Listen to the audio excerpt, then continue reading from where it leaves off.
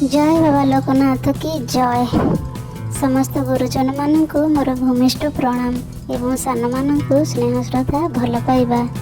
तेरे दर्शक बंधु आम आज पहुँची जाइचु पुरी बाईपास रे। एक्चुअली आम पुरी मंदिर जाइए बड़देव दर्शन करी तो पलि आसु लोकनाथ मंदिर जीवु कौन बावल पलि आसु पुणी बाईपास एवं पुणी रिटर्न करूँ लोकनाथ मंदिर जीवु।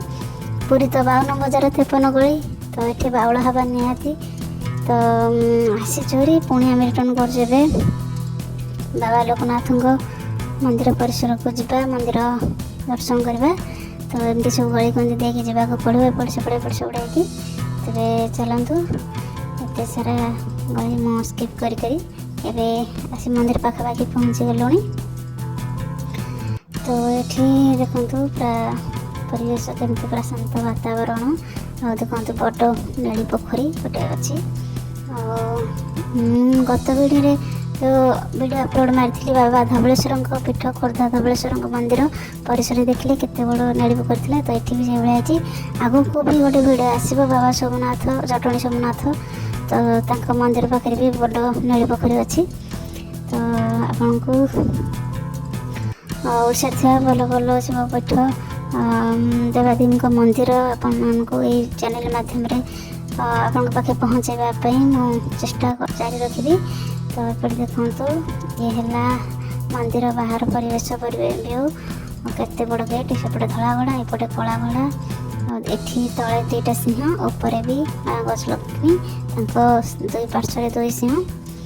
तो शिवंकर असंख्य ना तो आप जानते केते ना धवलेश्वर कपिलेश्वर से नाथ से ईश्वर से सब। तो देखु ये है केते सारा भक्त जहाज कर। तो ये सब भिड़ आ मंदिर बाहर आ गोटे कथा कहूँ मंदिर गंभीर भितर को तो मोबाइल आलाउ ना तो से कैमेरा बुले आनी बाहर बाहर देखु केते सुंदर भ्यू हो। गोटे कथा ये गाड़ी पार्किंग सुविधा बहुत भल मंदिर पाखापाखि पूरा गाड़ी आसपार किसी असुविधा नहीं।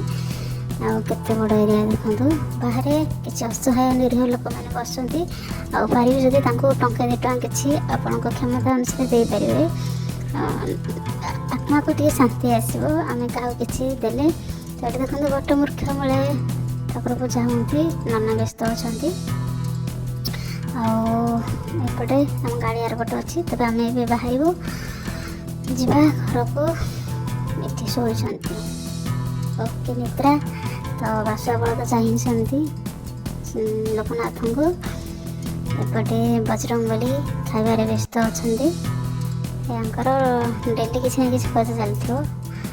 तो आशा करुँच आप वीडियो एंजॉय करते रही। नमस्कार जय भोलानाथ।